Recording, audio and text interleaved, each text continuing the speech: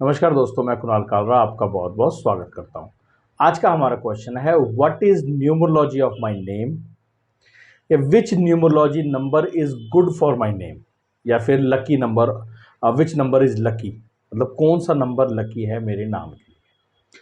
इसके बारे में आज मैं कोशिश करूंगा आपको डिटेल में समझाने की, कि डिटेल में समझाऊंगा कि ये कैसे देखते हैं नेम न्यूमरोलॉजी को और कैसे आप उसको डिज़ाइन कर सकते हैं। इसमें कुछ चीज़ें हैं जो आप अपने आप देख सकते हैं, अपने आप कर सकते हैं, और कुछ चीज़ों के लिए आपको एक्सपर्ट एडवाइस की ज़रूरत पड़ेगी, जो कि मैं नहीं समझा पाऊँगा। मतलब क्या नहीं समझा पाऊँगा वो भी आपको इसी वीडियो के अंदर बताऊँगा, और क्या आप देख सकते हैं, क्या बेटर है, उससे आप एक आइडिया अपना लगा सकते हैं।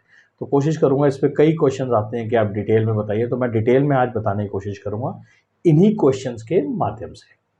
देखिए, आपको समझने की ज़रूरत है। सबसे पहले question, what is numerology of my name, यानी आपके नाम की न्यूमरोलॉजी क्या है। तो आपको सबसे पहले जानने के लिए करना क्या है, आजकल तो ऑनलाइन पोर्टल में भी बहुत सारे न्यूमरोलॉजी कैलकुलेटर के नाम से उन्होंने डाली हुई है वेबसाइट्स। आप सर्च करेंगे नेम न्यूमरोलॉजी कैलकुलेटर, तो कोशिश करिएगा। उसमें बहुत सारे होते हैं, पिथागोरस होते हैं, पाइथागोरन होते हैं, मगर आपने शेल्डियन देखना। आप शेल्डियन चार्ट होता है, CHALDN, ये आपके पास स्क्रीन में भी आ ही रहा होगा। ये शेल्डियन चार्ट को आपने देखना है। अब शेल्डियन चार्ट से आपके नाम के आगे जो जो लिखे हुए हैं अक्षर, वो आप उतार लीजिए। जैसे मैंने इसमें उतारा हुआ है, ये संतोष कुमार के आगे आप देखेंगे शेल्डियन चार्ट से। ये हो सकता है मैंने, क्योंकि मुझे बोर्ड पे लिखने की आदत नहीं है इतना, तो हो सकता है मैंने कोई नंबर गलत ना उतारा हो। कॉपी पे जब हम क्लाइंट का करते हैं तो कॉपी पे आईपैड पे करते हैं ना, तो इसमें मैंने कुछ गलत उतारा हो तो आप इसको इग्नोर कर दीजिएगा। मगर उतारना ये तरीका है कि जैसे ये ऐसे नाम लिखा और नाम के साथ ऐसे लिखा। नहीं तो आप ऑनलाइन वेबसाइट पे जाएंगे, नेम न्यूमरोलॉजी कैलकुलेटर टाइप करेंगे शेल्डियन चार्ट का, तो उसके बाद भी आपको आ जाएगा। तो उसमें आप अपना नाम डालेंगे तो आपका वो नंबर निकल आएगा। अब वो नंबर क्या निकलता है वो आप समझिए कैसे होता है। अगर आप सिर्फ संतोष डालेंगे तो इसका टोटल निकल के आ जाएगा शेल्डियन चार्ट से कैलकुलेट करके। जैसे इसका टोटल है 3 + 1 4, 5 4 9, 9 4 13, 13 और 7 20, 20 और 3 23 और 5 28। अब 28 को हम ऐड करेंगे, 2 + 8 यानी कि 1, तो ये हमारा आ गया 1। तो संतोष नाम का जो डेस्टिनी नंबर है वो आ गया 1, 1 आ गया।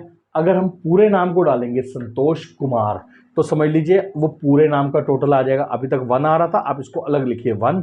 अब इसको कैसे लिखेंगे, 6 + 2 8, 8 4 12 और 1 13, 13 और 2 15, तो 6 आ गया। यानी इसका 1 आ गया, इसका 6 आ गया, और अगर हम टोटल करते हैं तो इस पूरे नाम का टोटल हो गया 7। अब होता क्या है कि इसी के बाद ही क्वेश्चन अराइज होते हैं, और यहीं से ही जिसे हम कहते हैं मेन काम शुरू होता है। अब आप कहेंगे कि हमारा लकी नंबर कौन सा है, या ये कौन सा नेम का नंबर हमारे लिए सूट होगा, हमारे लिए लकी होगा, या हमारे लिए अच्छा होगा। यहीं पे कन्फ्यूजन्स क्रिएट होते हैं, और यहीं से आगे आपके कोर्सेज जो आप करने के लिए जाते हैं तो उसमें होता है, तो उसमें एक नया रास्ता आपके लिए निकल जाता है। तो मैं आपसे यही कहना चाहूँगा कि सबसे पहले देखिए, जो बेसिक लेवल की इन्फॉर्मेशन मैं देने की कोशिश करता हूँ। आप देखिए आपकी डेट ऑफ बर्थ क्या है।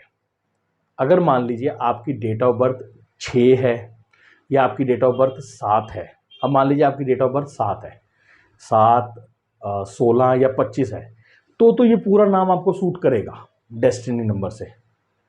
ठीक है, डेस्टिनी नंबर से सूट करेगा, क्योंकि आपके नाम का आपकी डेट ऑफ बर्थ 7 है, और ये जो पूरा है इसका टोटल भी 7 आ रहा है, तो ये एक आपके लिए लकी नंबर है। एक और इसमें तरीका है कि आपकी डेट ऑफ बर्थ का टोटल 7 आ जाए। डेट ऑफ बर्थ का, जैसे कोई डेट ऑफ बर्थ ले लीजिए 9 अगस्त 1978, हाँ, इसका अगर टोटल करेंगे तो 7 आना चाहिए। अब वो पूरी डेट ऑफ बर्थ का टोटल करके डेस्टिनी नंबर 7 आ रहा है, और इधर आपके पूरे नाम का टोटल करके 7 आ रहा है, तो इसका ये मतलब हो गया कि यहाँ भी ये हम कह सकते हैं कि this name is lucky for you. ठीक है ना, ये एक आम इन्फॉर्मेशन होगी, जो कि हम आम आदमी जो बिना पैसे खर्च करे और बिना किसी के सपोर्ट के या बिना किसी परेशानी के रख सकता है। मैं हमेशा से कहता हूँ कि अगर नाम रख लिया है तो फिर आप टेंशन मत लीजिए। फिर अगर आप इन्फॉर्मेशन लेने जाएंगे ना, फिर आपको एक तरह से वही है कि आपने कोई चीज़ ले। अब कल ही मेरे से किसी से बात हो रही थी, वो कहते हैं कि मैंने मकान ले लिया है, तो उसमें मेरे को लग रहा है कि मेरी एंट्रेंस ख़राब। मैंने कहा ले लिया है ना, अब ले लिया है तो अब मत सोचो। हाँ, अगर भगवान न करे कोई प्रॉब्लम्स आ रही हैं उसके अंदर, कुछ टाइम आप रह रहे हैं और कुछ आपको लग रहा है अनकंफर्टेबल, या उसके पैसे नहीं निकल पा रहे हैं, कुछ कुछ नेगेटिविटी का एहसास हो रहा है, अब आप उसको चेक करा सकते हैं। नहीं तो ले लिया है तो सोचिए यही मेरे लिए बेस्ट है। तो जो नाम आपका रखा गया, माँ बाप ने डाल दी है, मैं कहूँगा उसको आप समझ लीजिए कि अब ठीक है। ये चीज़ों में अगर आपको बेसिक क्लियर होता है, देखिए लकी नंबर आपको मैंने दोबारा रिपीट करता हूँ क्योंकि मैं कई बार ना बताते बताते कहीं और भी कुछ बता देता हूँ, ये मेरी अपनी कमियाँ हैं, तो इसलिए इग्नोर कीजिएगा इसको। मैं दोबारा रिपीट करता हूँ ताकि मेरी कोशिश है आपको सही तरीके से समझ आ जाए। आपने क्या करना है, इसको मैं और अच्छे तरीके से बताता हूँ कि डेट ऑफ बर्थ अगर आपकी मान लीजिए 6 है, अभी तो मैंने 7 का एग्जांपल दिया था, 7 का आपको समझ आ गया कि इसका टोटल और इसका टोटल मिला के 7 आ रहा है, या आपके डेट ऑफ बर्थ का टोटल 7 आ रहा है, या आप 7 तारीख को पैदा हुए हैं, 7, 16 या 25, तो आपको ये लकी नंबर एक हद तक ठीक है आपके लिए, ठीक है ना। आगे का प्रोसेस बाद में बात करते हैं, मतलब इसी में वीडियो में बात करेंगे मगर बाद में। अब अगर आपकी डेट ऑफ बर्थ है मान लीजिए 16, तो आपके लिए बिल्कुल परफेक्ट हुआ। कैसे? 6 आ गया इसका टोटल, 1 आ गया इसका टोटल, तो ये 16 के साथ मैच करता है। यहाँ भी हमारे लिए बिल्कुल ठीक है, ठीक है, यहाँ भी हमारे लिए बिल्कुल ठीक है। अब मान लीजिए आपका डेट ऑफ बर्थ आ गया 5, अब उसका जो टोटल है आपकी डेट ऑफ बर्थ का वो 7 आ रहा है, मगर प्राइम बेसिक नंबर जो है वो आपका 5 है, 14, 5, 23, जिस तरह से 5 बनता है, तो भी कुछ हद तक आपके लिए ठीक है क्योंकि आपकी डेट ऑफ बर्थ का टोटल और इसका टोटल तकरीबन सेम है। तो इसमें भी आप जिसे हम कहते हैं कि ठीक है, कि इतना भी आप इसको नेगेटिव नहीं मान सकते, इतना भी इसको आप इसको नेगेटिव नहीं मान सकते। नेगेटिव कहाँ होगा वो समझना आप इसको आराम से।